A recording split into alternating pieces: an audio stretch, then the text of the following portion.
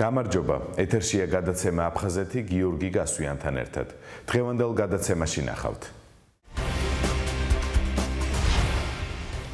გასული კვირის მნიშვნელოვანი მოვლენების საინფორმაციო გამოშვება. კვირის თემა: ჯეიმს აპატურაის ვიზიტი თბილისში. პარტია ამცახარას ყრილობა და ოკუპირებულ აფხაზეთში მიმდინარე პოლიტიკური პროცესები. მაია თოდუას პორტრეტი. გასული კვირის მნიშვნელოვანი მოვლენების საინფორმაციო გამოშვება.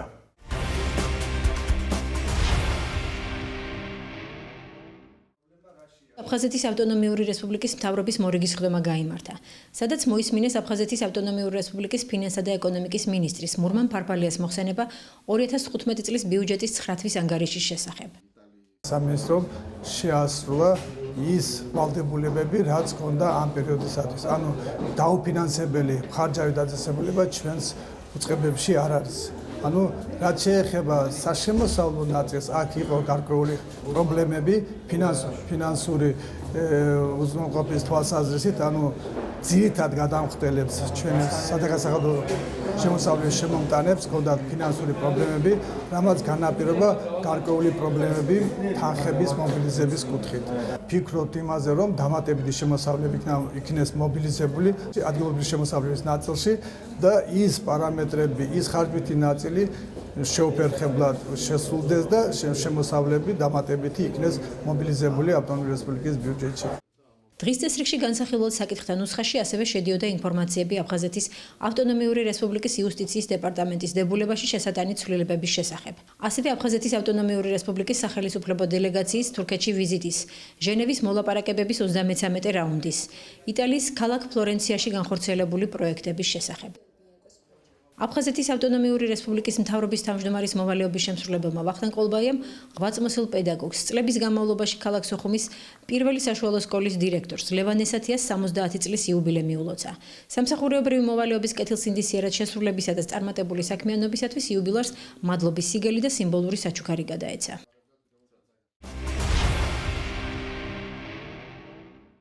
27 ოქტომბერი აფხაზური ენის დღეა. საქართველოს კონსტიტუციით ქართულთან ერთად აფხაზურ ენას მეორე სახელმწიფო ენის სტატუსი ენიჭება და ეს თარიღი 2012 წლიდან თბილისშიც აღინიშნება. შერიგებისა და სამოქალაქო თანასწორობის საკითხების სახელმწიფო მინისტრმა პაატა ზაქარიაშვილმა საზოგადოებას აფხაზური ენის დღე მიულოცა. 27 ოქტომბერს ქართული სახელმწიფო აფხაზური ენის დღეს აღნიშნავს. მინდა აფხაზ საზოგადოებას და მთელ საქართველოს მიულოცო ეს ღირსშესანიშნავი დღე. აფხაზებს, როგორც საქართველოს ავტოქტონ მოსახლეობას, განსაკუთრებული ადგილი უჭირავთ ჩვენ სახელმწიფოში. ისტორიის სხვადასხვა ეტაპზე მათ დიდი წვლილი მიუძღვით ქვეყნის მშენებლობაში. საქართველოს კონსტიტუციით აფხაზურს ქართულთან ერთად სახელმწიფო ენის სტატუსი აქვს მინიჭებული. ორივე ენის დაცვა და განვითარება სახელმწიფოს ვალდებულება და ამოცანაა. განსაკუთრებით მნიშვნელოვანია ამ ამოცანის შესრულება აფხაზეთის ტერიტორიაზე, სადაც ქართული აფხაზურთან ერთად სახელმწიფო, ხოლო მოსახლეობის მნიშვნელოვანი ნაწილისთვის კი მშობლიური ენაა. მიუხედავად მზარდი სირთულეებისა, მიზნის მისაღწევად ქართულ აფხაზურმა საზოგადოებებმა ძალისხმევა არ უნდა დაიშურონ, რადგან აფხაზური და ქართული კულტურა მონათესავე, ახლო კულტურები არიან და ეს არის საერთო ინტერესი. ამავე დროს შეუძლებელია არ აღინიშნოს, რამდენად კონტრპროდუქტიული და წინდაუხედავი პოლიტიკა მიმდინარეობს ამჟამად აფხაზეთის ტერიტორიაზე, კერძოდ გალის რაიონში მშობლიურ ენაზე სწავლების შეზღუდვის მიმართულებით. აფხაზური ენის დღე აფხაზეთის ავტონომიური რესპუბლიკის მთავრობამაც აღნიშნა. განათლებისა და კულტურის სამინისტროს მიერ ორგანიზებული აქცია ორთაჭალაში მდებარე დიმიტრი გულიას ძეგლთან ჩატარდა. ლეგიტიმური მთავრობის წარმომადგენლებმა პატივი მიაგეს აფხაზი განმანათლებლისა და საზოგადო მოღვაწის ხსოვნას. ჩვენ პატივს ვცემთ საქართველოს კონსტიტუციას, საქართველოს უზენაეს კანონს, სადაც წერია, რომ ქართული ენასთან ერთად აფხაზური ენა სახელმწიფო ენაა აფხაზეთის ტერიტორიაზე. და ჩვენ რა თქმა უნდა, აქედან გამომდინარე პატივს ვცემთ აფხაზურ ენას და უკვე მერამდენე წელია აუგნიშნავთ საზოგადოდ იმას, რასაც ქვია აფხაზური ენის დღე. დღეს აი ამ საოცრად დიდი პოეტის დიმიტრი გულიას ძეგლთან შევიკრიბეთ და კიდევ ერთხელ გავიხსენეთ ის ურთიერთობა, რომელიც ჰქონდა აფხაზებს და ქართველებს. მე უსურვებდი ჩემს ძმებს და დებს იქ აფხაზეთში, ვისაც ხელეწიფება ამ საქმეზე. ქართულ ენას მოუვალონ. ჩვენ აფხაზურ ენას აქ მოვუვლით. დღეს არის აფხაზური ენის დღე, ჩვენ ვართ აფხაზეთის ბავშვები და მინდა აფხაზეთში დარჩენილ ბავშვებს მივულოცო აფხაზური ენის დღე. ღონისძიებაში მონაწილეობდნენ აფხაზეთის ავტონომიური რესპუბლიკის საჯარო სკოლის მოსწავლეები, რომლებმაც დედაქალაქის სხვადასხვა უბნებში დაარიგეს საინფორმაციო ფლაიერები, რომლებზეც განთავსებული იყო ინფორმაცია აფხაზური დამწერლობის, ისტორიის და მისი ამჟამინდელი მდგომარეობის შესახებ.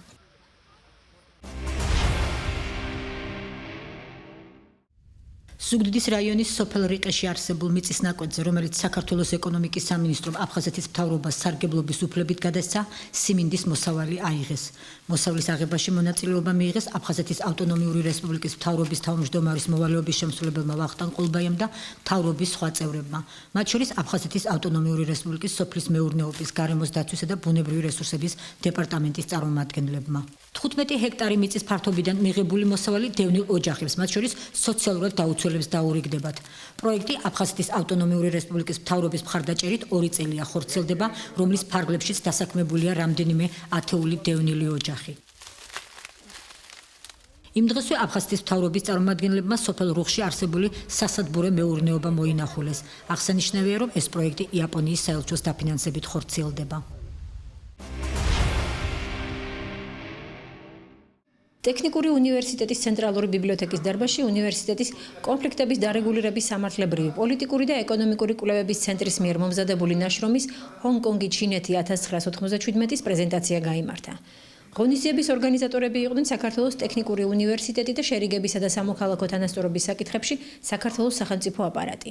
პრეზენტაცია მიზნად ისახავდა საქართველოში არსებული კონფლიქტების დარეგულირებისთვის ახალი გზების ძიებას ჩინეთ-ჰონკონგის მაგალითის გათვალისწინებით.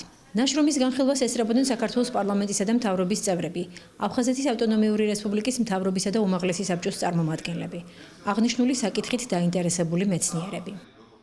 დღეს ტექნიკურ უნივერსიტეტში გავაკეთეთ პრეზენტაცია ნაშრომის, რომელიც ეხება ჰონკონგის ჩინეთში დაბრუნებას, რომელიც განხორციელდა 1997 წელს.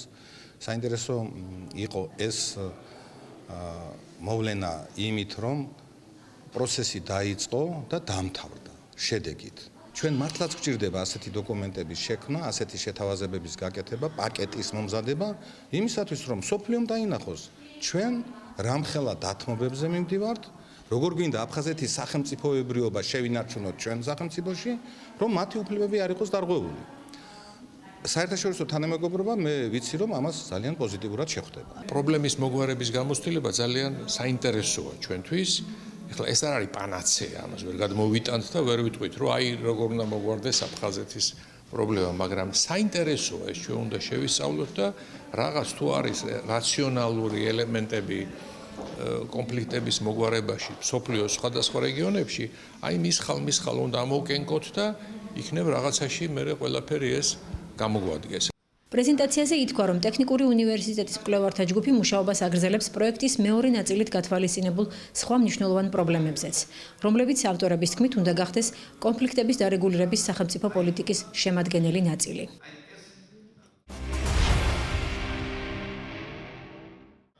გასულ კვირას ავჭალაში დევნილთა კომპაქტურ ჩასახლებაში სასტუმრო ბაღტრიონის მიმდებარე ტერიტორიაზე აფხაზეთის ავტონომიური რესპუბლიკის მთავრობის ინიციატივითა და გლდანის გამგეობის მხარდაჭერით ხელოვნურ-საფარიანის საფეხბურთო სტადიონი გაიხსნა. გახსნის ცერემონიალს აფხაზეთის ავტონომიური რესპუბლიკის მთავრობის წევრები და გლდანის რაიონის გამგეობის წარმომადგენლებიც ესწრებოდნენ. აფხაზეთის მთავრობის თავმჯდომარის მოვალეობის შემსრულებელმა ვახტანგ ყოლბაიამ თბილისის მერიას და გლდანის გამგეობას მხარდაჭერისა და გაწეული საქმიანობისთვის მადლობა გადაუხადა. დევნილმა ბავშვებმა თავმსხრივ სტუმრებს ხალხური თვითშემოქმედება წარუდგინეს.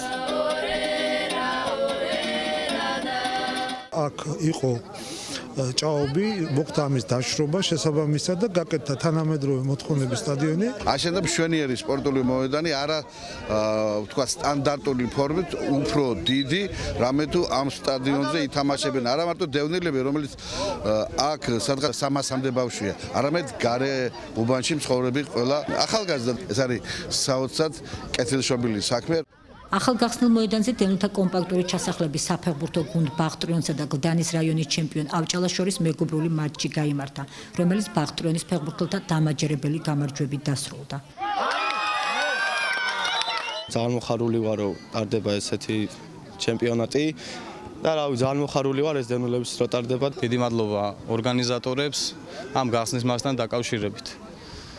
გაიქნება ასევე მეტი და მეტი ტურნირები რო ჩატარდეს და მეტი ეს მომავალი თაობა ჩაერთოს ამ სპორტულ ღონისძიებებში. სასტუმრო ბაღტრიონში ჩასახლებული მოზარდები კეთილმოწყობილი სტადიონის გახსნით კმაყოფილებასა და ემოციებს ვერ მალავდნენ. Აფხაზეთიდან ვარ გეგი რატიანი, ძალიან მიხარია დილიდან აქ ვარ საღამომდე. ვთამაშობ ფეხბურთს. ძალიან მომეწონა სტადიონი. მე ვარ თედოხებლიანი და ვარ აფხაზეთიდან. ძალიან მომეწონა ეს სტადიონის გაკეთება. გიხარია რომ სტადიონი გააკეთეს ამ პატარა ბავშვებსაც. ხო გიხარიათ ბავშვები? დიახ, ყველა ძალიან უხარია და ძალიან მაგარი სტადიონია.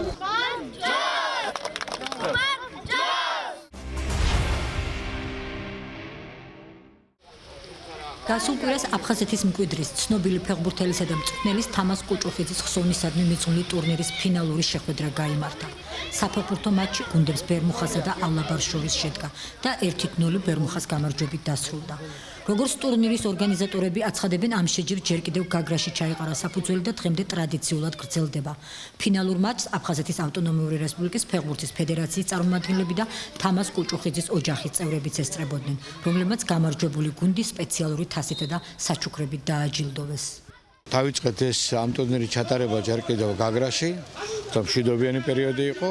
აქ აღვადგინეთ რამოდენიმე წლის წინ და ყოველწელს ბავშვები მონაწილეობენ ამ ტურნირში. წელს არის 2005 წელს დაბადებულები, სულ იყო 8 გუნდი. მე მიხარია ის რომ ეს ბავშვები არიან მომავალი ჩვენი ფეხბურთელები და ჯანსაღი ცხოვრების დამკვიდრების ერთ-ერთი მეთოდი ესეც არის ამ ტურნირის ჩატარება.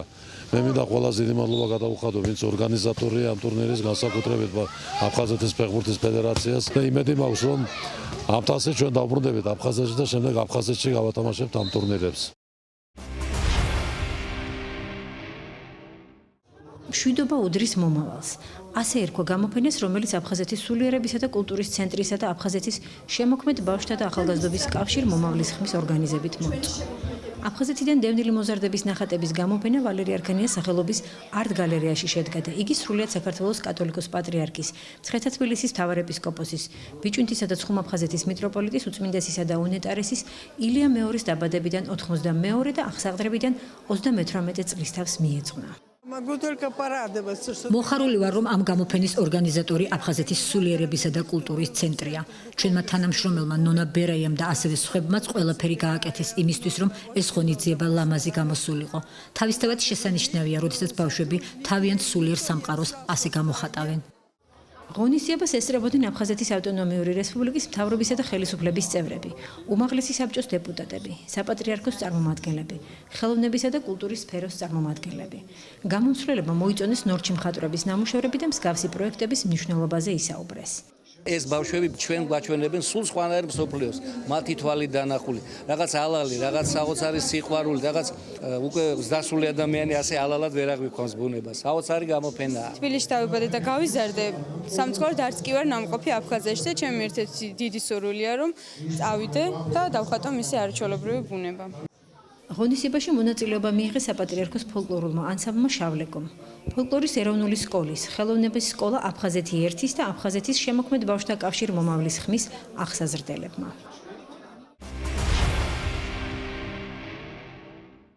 დედაენელები, ასე ეწოდებოდა ფოტოგამოფენას, რომელიც იაკობ გოგებაშვილის 175 წლის იუბილეს მიეძღვნა და გასულ კვირას ქარვასლაში, თბილისის ისტორიის მუზეუმში გაიმართა. გამოფენა დემოგრაფიული აღორძინების ფონდისა და იაკობ გოგებაშვილის საზოგადოების ორგანიზებით მოეწყო. ღონისძიებაზე გამოფენილი იყო სხვადასხვა სფეროს წარმომადგენელი, ცნობილი ქართველების ბავშვების ფოტოები წარწერით, სადაც თითეული მათგანი განმარტავდა თუ რას ნიშნავს მისთვის დედაენა და რა განცდა ჰქონდათ ამ წიგნთან პირველი შეხებისას. ასეთი ღონისძიება პირველად ტარდება საქართველოში და ჩვენ ეს ღონისძიება აუცილებლად გვექნება ყოველწლიურად ჩვენ საავტორო უფლებებით დავიცავით უკვე ჩვენი იდეა და საქართველოს ყველა კუთხეში გავმართავთ ამას და გვექნება მომავლიდან უკვე საუკეთესო დედაენელის წოდება ჩვენ ყველას ვეფერებით და ყველანი ერთად დღესშეკრებილი საზოგადოება ვეფერებით იაკობ გოგებაშვილს და ჩვენთვის უსაყვარლეს წიგნს დედაენას. საიუბილეო ღონისძიებას საქართველოს მთავრობის, პარლამენტისა და კულტურის სფეროს მოღვაწეები და მოწვეული სტუმრებიც ესწრებოდნენ. დედაენა ჩვენთვის ალბათ ფასდაუდებელია. ცით მე დამირეკეს რა არის დედაენა შენთვის. მე ვერ ვთქვი ერთ წინადადებაში. ეს არის უპირველესი და ულამაზესი შტაბეჭდილება ალბათ, რომელიც უკვე გახსოვს.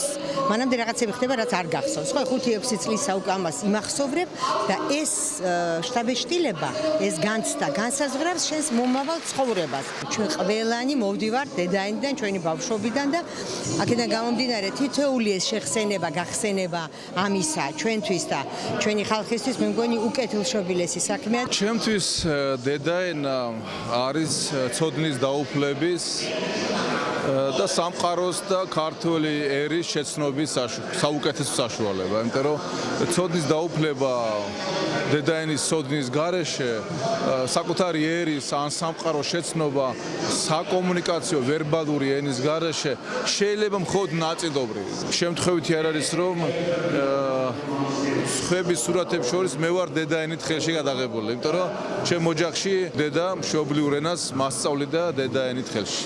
საღამოზე გამომსვლელებმა ქართველი ერის წინაშე იაკობ გოგებაშვილის სხვა წელზე ისაუბრეს და აღნიშნეს, რომ დედაენის ავტორი დიდი ილიას თანამებრძოლი იყო და ისინი ერთად იბრძოდნენ არა სახელისა და დიდებისთვის, არამედ ქვეყნის მომავლისთვის.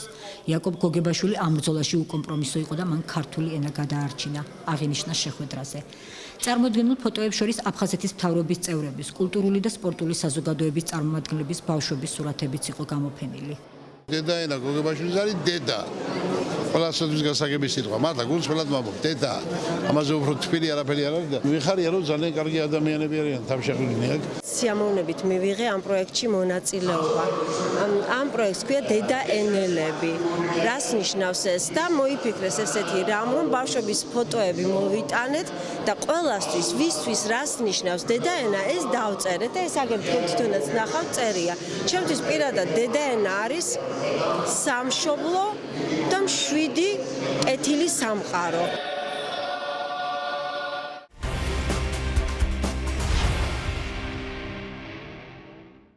კვირის თემა. გასულ კვირას თბილისში სამხრეთ კავკასიის უსაფრთხოების ფორუმი და საქართველოს თავდაცვისა და უსაფრთხოების კონფერენცია ჩატარდა, რომელსაც ნატოს გენერალური მდივნის სპეციალური წარმომადგენელი კავკასიასა და ცენტრალურ აზიაში, ჯეიმს აპატურაი დაესწრო.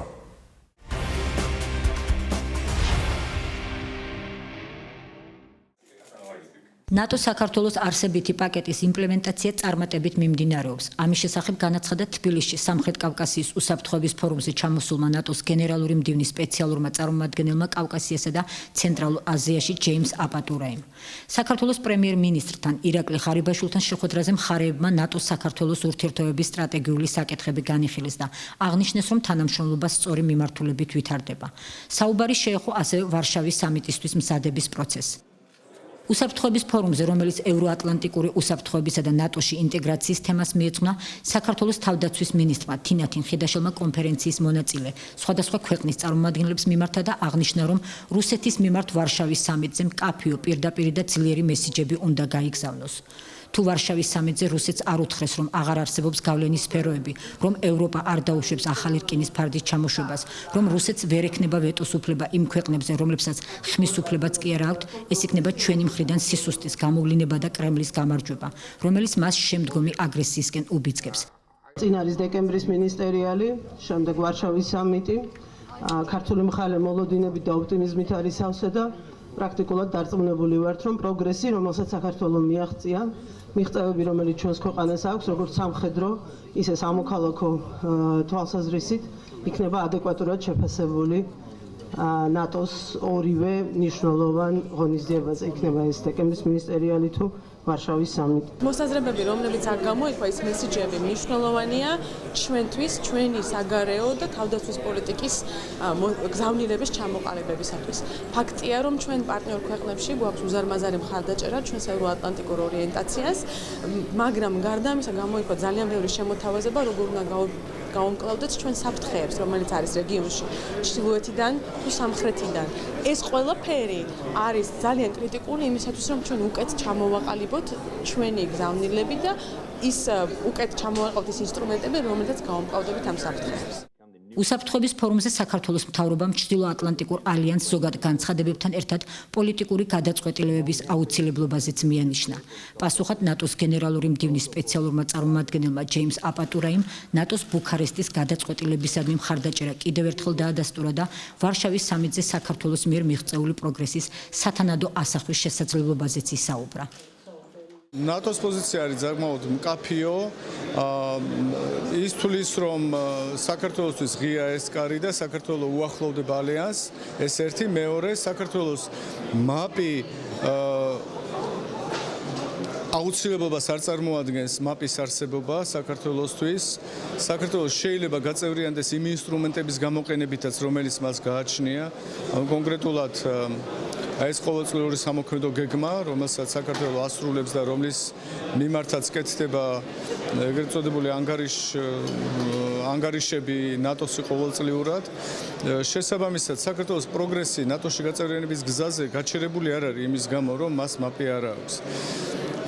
და ამ თვალსაზრისით, რა თქმა უნდა, ამას ეთანხმება საქართველოს მხარეც პრინციპული თვალსაზრისით, მაგრამ პრაქტიკული თვალსაზრისით ჩვენ გვირჩევნია და თავდაცვის მინისტრის პოზიციაც ესეთი იყო, რომ გვირჩევნია კონდეს გაწევრიანების სამოქმედო გეგმა, რომელიც შემოგთავაზებს უფრო კონკრეტულ რაღაც დღის წესრიგს გაწევრიანებისთვის და რომელიც უფრო მაღლა აწევს ამ გაწევრიანების გზაზე არსებულ ვალდებულებებს. ნატოს კარი ღია უნდა გახდეს ასპირანტი ქვეყნებისთვის, აღნიშნა ჯეიმს აპატურაიმ, რომელმაც რუსეთის უარყოფით როლზეც გაამახვილა ყურადღება ბალტიისპირეთსა და შავი ზღვის აუზის ქვეყნებში. საქართველოს აქვს ყველა ინსტრუმენტი, რომ ნატოს წევრ ქვეყნებს შეუერთდეს. ნატოში გაწევრიანება საქართველოს სურვილია. ჩვენ საქართველოს წევრობას რუსეთის პრიზმაში არ ვხედავთ. სურს დაგარწმუნოთ, რომ ქართული სახელმწიფოს მიერ მიღწეული პროგრესის შეფასების შემდეგ ვარშავის სამიტზე საქართველო იქნება მნიშვნელოვანი პარტნიორი. მას აქვს ნება მიუახლოვდეს ნატოს სტანდარტებს და არა მარტო სამხედრო, არამედ პოლიტიკური კუთხითაც. ეს არის დემოკრატიული მმართველობა, მედიის თავისუფლება, დამოუკიდებელი სასამართლო. ჩვენს გადაწყვეტილებაზე ვეტოს უფლება არც ერთ სხვა სახელმწიფოს არ აქვს. ჩვენ რეფორმებზე ვართ ფოკუსირებული. ნატოს ოფიციალური პოზიციაც არის ის, რომ რუსეთი არ არის ის ქვეყანა, რომელსაც უფლება აქვს, რომ ნატოს გადაწყვეტილებას დაადოს ვეტო, გაფართოებას შეეხება თუ სხვა, მაგრამ აშკარად გამოჩნდა აპატურაის გამოთქმებში, რომ რუსეთი არის ის ერთადერთი ნეგატიური ფაქტორი, რომელიც ხელს უშლის საქართველოს უფრო სწრაფად სვლას ნატოში გაწევრიანების გზაზე. საქართველო აკეთებს მაქსიმუმს იმისათვის, რომ არ გააღიზიანოს რუსეთი, იმისათვის, რომ რუსეთთან ურთიერთობები კიდევ უფრო არ გაწვავდეს და მოხდეს ნორმალიზაცია კიდევაც, მაგრამ ეს ახლა არის დასავლეთისა და რუსეთის დაპირისპირების დრო და სიტუაცია და ამ სიტუაციაში, რა თქმა უნდა, დიდი მოთამაშეები იღებენ თავის თავზე ინიციატივას და აქ უკვე საქართველოზე ამ თვალსაზრისით ძალიან ცოტაა დამოკიდებულია. საერთაშორისო უსაფრთხოების ფორუმის შედეგებზე და ნატოს გენერალური მდივნის სპეციალური წარმომადგენელი ჯეიმს აპატურაის მიერ თბილისში გაკეთებულ განცხადებებზე კომენტარი ვთხოვეთ კონფერენციის მონაწილე პოლიტოლოგ სოსო ცისკარიშვილს. კონფერენცია ძალიან საქმიანი და ინფორმატიული იყო რასაკვირველია. მოვისმინეთ უამრავი ქება ნატოს წარმომადგენლებისგან მის გამო თუ როგორ ვისწრაფვით ჩვენ ნატოსკენ ალბათ თავად რეგიონში ჩვენი არსებობა მათთვის სიმშვიდის მომგვრელია.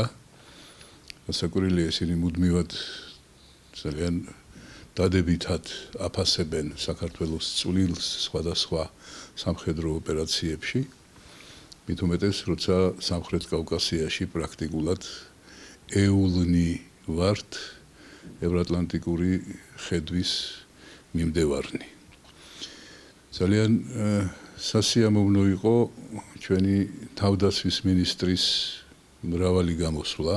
უპასუხოდ არ დარჩენია მისთვის და ჩვენთვის ნაკლებად გასაგები ზოგიერთი ფრაზა და მიუხედავად იმისა, რომ ძალიან მკაფიო იყო გზავნილი იგივე აპატურაისა და ესე იგი ნატოსი, რომ ისინი არ გადადგამენ რაიმე ნაბიჯს, რომელიც საფრთხეს შეიცავს საქართველოსთვის რუსების მხრიდან. ცხადია, ევროპაც და ნატოც არიან უფრო თავშეკავებულნი ამჯერად, თუმცა არც ერთი წუთით დღის წესრიგიდან არ ამოუღიათ საქართველოს თემა. დარწმუნებული ვარ, იმ ჩვენი ვაჟკაცი მეომრების სისხლის ფასი იმდენად მაღალია, რომ მათი სულები ჩვენ გაგვინათებენ გზას ნატოსკენაც და უსაფრთხო ცხოვრებისთვისაც, მაგრამ ყველაფერს უნდა დრო და საკუთარი სიდინჯე.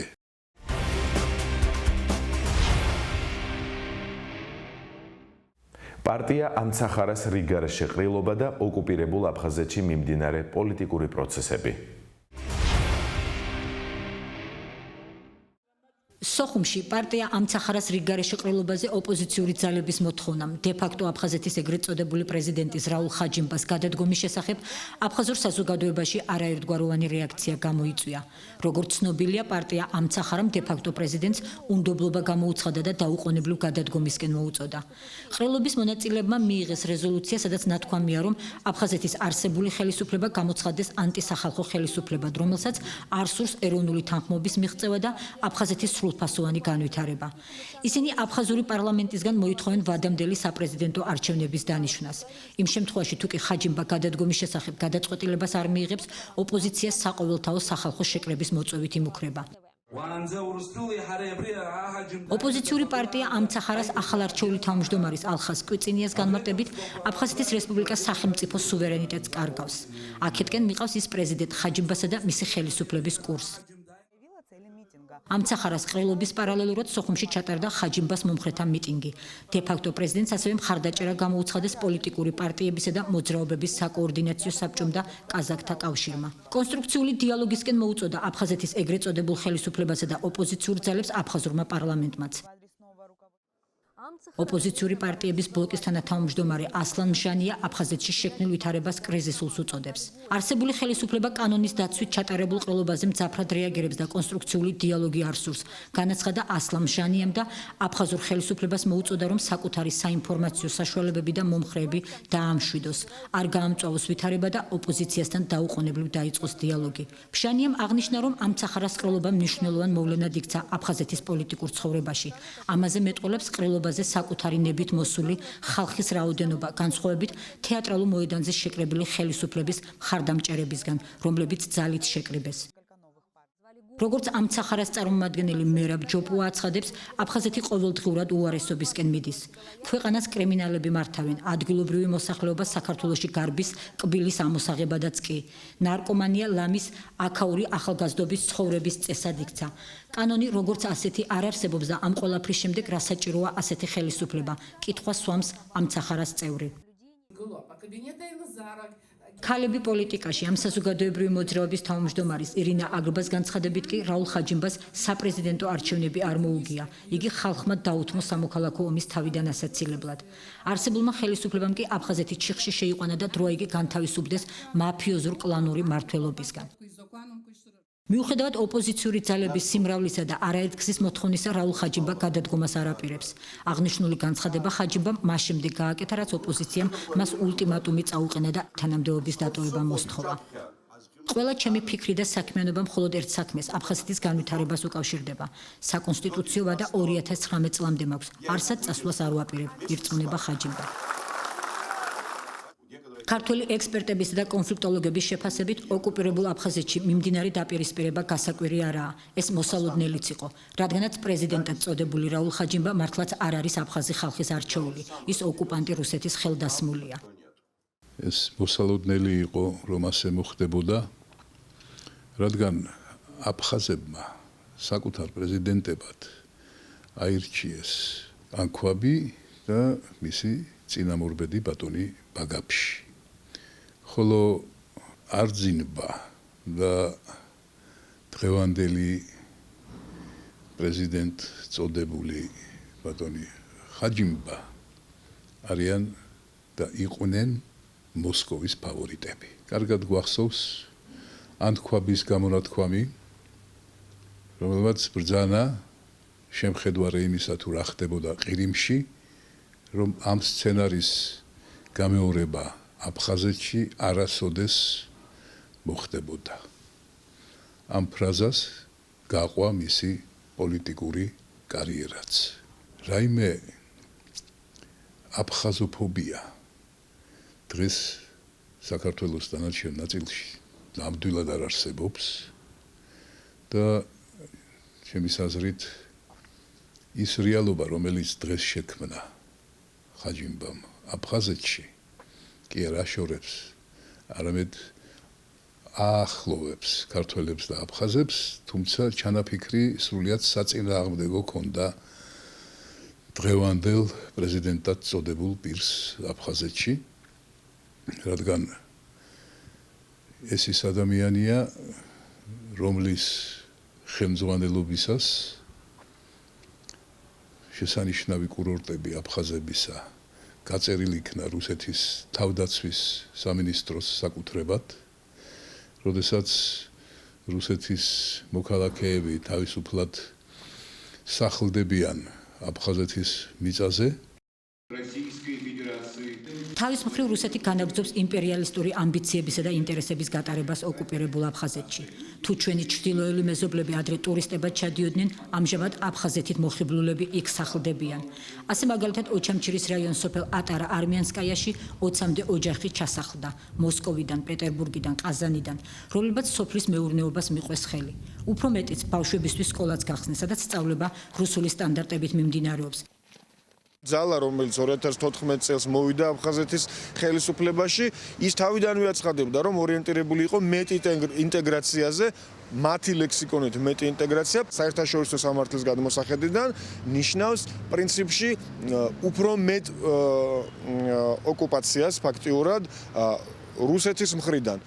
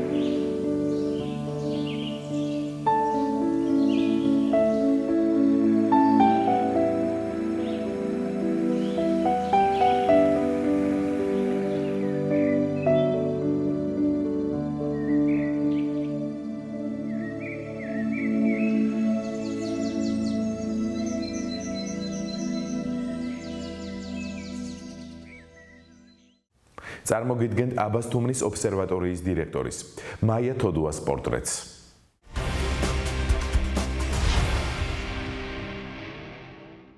მე ვარ მაია თოდუა, მე ვარ სოხუმელი, პროფესიით ასტრონომი.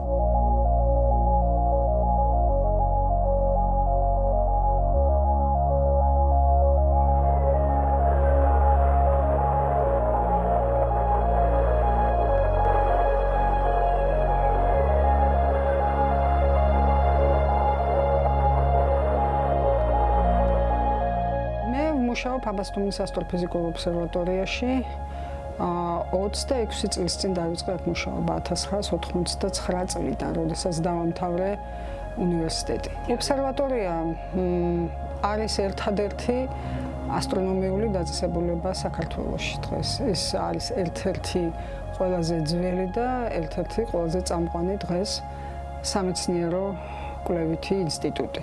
ასტრონომია არის ერთ-ერთი უმნიშვნელოვანესი დარგი მეცნიერების და თვითონ ქვეყნის დონე საერთოდ განისაზღვრება იმით, თუ რა დონეზე არის ამ ქვეყანაში მეცნიერება და კერძოდ ასტრონომია. ადამიანი რაც არსებობს, სულ იკვლევს სამყაროს დასაბამიდან. ადამიანისთვის დამახასიათებელია ცნობის მოყვარეობა, ეს არის მისი ერთ-ერთი განუყოფელი თვისება.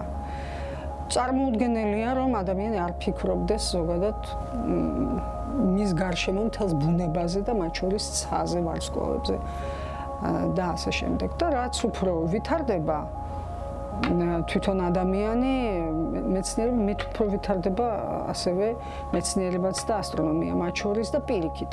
მეცნიერების და მათ შორის ასტრონომიის განვითარება პირდაპირ აისახება შემდეგ ადამიანის და საზოგადოების განვითარებაზე.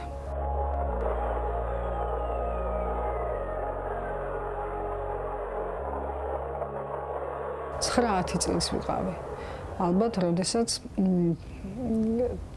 დავინტერესდი ასტრონომიით. უბრალოდ გავიხედე ცაში და მომინდა ამ თანავარსკვლავედების შესწავლა. რომელია დიდი დათვი, მცირე დათვი, ორიონის თანავარსკვლავები, კასიოპეა და ასე შემდეგ. ბიჯექი ხოლმე ღამოღამობით მე თვითონ სწავლობდი ამ ვარსკვლავების განლაგებას, მათი სახელწოდებები და ასე შემდეგ. და მე უკვე უფრო სერიოზულ ლიტერატურასაც ვკითხულობდი და ასეთნაირად გამიჩნდა ეს ინტერესი, რომელიც არ შენელებულა. ჩემი გარემოცვისთვის ძალიან უცნაური რამე იყო, იმიტომ რომ არავინ არ იყო გარშემო ასტრონომი, არავის არც გაეგონა ესეთი პროფესიის არსებობის შესახებ და ისიც კი არ იცოდნენ, სა უნდა მესწავლო მე, როდესაც სკოლას დავამთავრებდი. ძალიან ეგზოტიკური ესეთი პროფესია იყო. და საერთოდ ცდილობდნენ, რომ მე სხვა რაღაცა ამერჩია. ცდილობდნენ გავლენა მოეხდინათ, მაგრამ მე არაფრით არ დავნებდი. კითხულობ ლექციებს ილიას სახელმწიფო უნივერსიტეტში. სხვადასხვა დონეზე არის ლექციები, არის საბაკალავრო, სამაგისტრო დონეებზე. კერძოდ, სამაგისტრო კურსი არის დისტანციური კვლევის ხელსაწყოები და მეთოდები. შევამჩნიე ბოლო წლებში, რომ ასტრონომიის მიმართ ინტერესი ჩვენთან ძალიან გაიზარდა.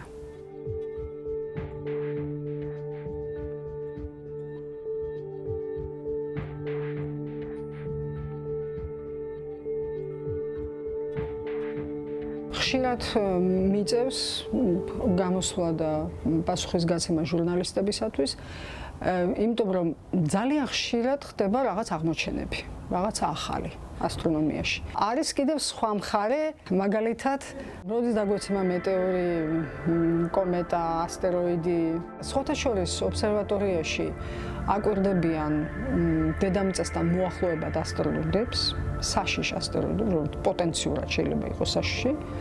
აი, რაგული ინასალიძე და მისი ჯგუფი აკვირდება მას სისტემატურად, საერთაშორისო ქსელში არიან ჩართული და მუდმივ მონიტორინგს აკეთებენ. ამ დაკვირვებების საფუძველზე შემდეგ ხდება ამ ასტეროიდების ორბიტის გამოთვლა. როგორ დაფრინავენ ისინი, რა ორბიტაზე მოძრაობენ და შემდეგ რამდენად შეიძლება ეს იყოს საშიში. გაცილებით უფრო სახიფათოა ადამიანისთვის ქუჩის გადასვლა დღეს, აი რომ გადახვიდე ქუჩას, უფრო დიდი ალბათობით დაგეჯახება მანქანა, ვიდრე ჩვენ დაგვეცემა მეტეორი. ამიტომ ახლა იმის შიშით რომ მეტეორი დაგვეცემა, რა ვქნათ, ამაზე ფიქრი ყოველდღიურად ნამდვილად არ არის პროდუქტიული და არ ღირს ამაზე ფიქრი. ჩემი საყვარელი მოვლენა ძალიან ბევრი რამე არის. ხო, რაც მე ჩემი თვალით მაქვს რეალურად ნანახი, ეს არის მზის დაბნელება. თუ არის დაბნელებაც, მაგრამ მზის დაბნელება განსაკუთრებით საოცარი მოვლენაა. 2006 წელს მოხდა ეს ჩვენთან საქართველოში. დასავლეთ საქართველოდან მაშინ ზუგდიდში, რუხში ვიყავით და იქიდან ვნახეთ ეს მოვლენა. ასევე ძალიან ლამაზი არის კომეტა ცაზე. ესეც ქონდა ამის ნახვის საშუალება და ისე ჩემი ოცნება იყო მენახა ზიახალი ვარსკვლავის აფეთქება. შესაძლებელია მისი დანახვა და ჩვენ ასტრონომებს აქვთ დაკვირვებული ოღონდ შორეულ გალაქტიკებში, სხვაგან, ძალიან შორს და მათ ისეთი ეფექტი არ აქვთ. როგორც ჩვენს გალაქტიკაში რომ აფეთქდეს.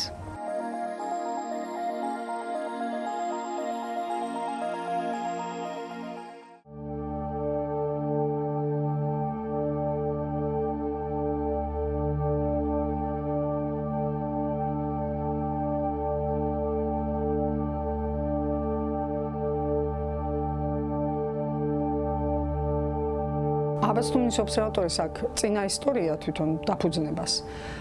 ჯერ კიდევ მე-19 საუკუნეში იქ ცხოვრობდა აბასთუმანში მაშინდელი რუსეთის იმპერატორის ნიკოლოზ მეორის ძმა გიორგი რომანოვი. მას სჭირდა ტუბერკულოზი. ის იყო თან მოყვარული ასტრონომი. ტელესკოპი ჰქონდა, ჩამოიყვანა მაშინ ცნობილი და წამყვანი ასტრონომი სერგეი გლაზინაპი, რომელმაც ჩამოიტანა თავისი ტელესკოპი, დააკვირდა და ნახა, რომ აქაური დაკვირვებები გაცილებით უფრო კარგი იყო და უფრო მაღალი დონის, ვიდრე პეტერბურგიდან, საიდანაც ის აკვირდებოდა.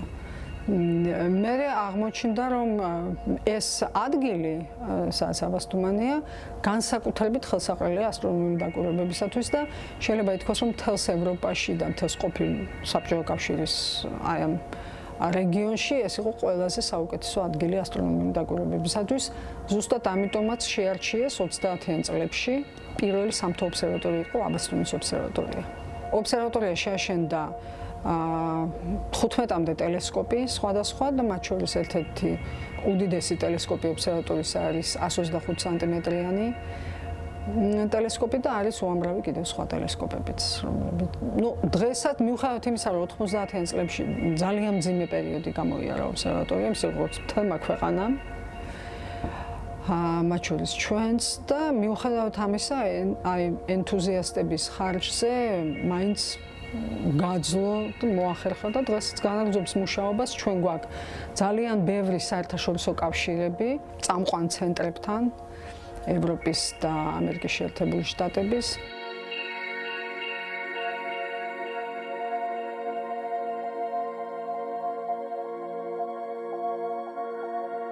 ის რომ მე ვარ სოხუმელი, ჩემთვის ძალიან ბევრს ნიშნავს. ეს სულ მახსოვს და ამის შესახებ ყველგან ამაზე ვამბობ. აუცილებლად ვუსვამ ხაზს, აუცილებლად ვახსენებ ამის შესახებ, რომ მე ვარ იქიდან, მე თუ სადმე უცხოეთში ვარ, ვამბობ, რომ მე ვარ ქართველი, მაგრამ ამავე დროს აუცილებლად ვახსენებ, რომ მე ვარ სოხუმიდან, აფხაზეთიდან. მათ შორის იმასაც ვამბობ, რომ რუსეთმა რაც გააკეთა, რომ ეს ტერიტორიები ოკუპირებულია რუსეთის მიერ, მათ შორის რუს კოლეგებთანაც, სხვათა შორის მინდა გითხრათ, რომ რუს კოლეგებს ხშირად ხვდები, თითქმის ყველგან, სადაც მივდივარ კონფერენციებზე თუ სხვა ღონისძიებებზე უცხოეთში, რუსები თითქმის ყველგან არიან. და ზოგი მათგანი მინდა გითხრათ, რომ საკმაოდ, აი მაგალითად ყოფილა შემთხვევები მოსულან ჩემთან და ბუდიში მოუხდიათ.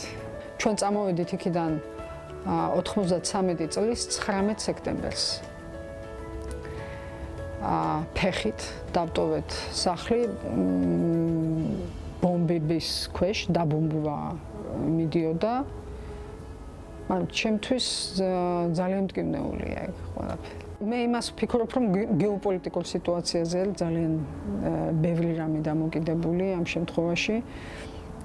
ანუ რა მდგომარეობაში იქნება ის ქვეყანა, რომელმაც ჩვენ წაგვართვა ეს მიწები. და ნუ ასეთ სიტუაციაში შეიძლება იყოს რაღაც. მე უბრალოდ ვაგრძელებ ცხოვრებას როგორც ის არის. იმედით, რა თქმა უნდა.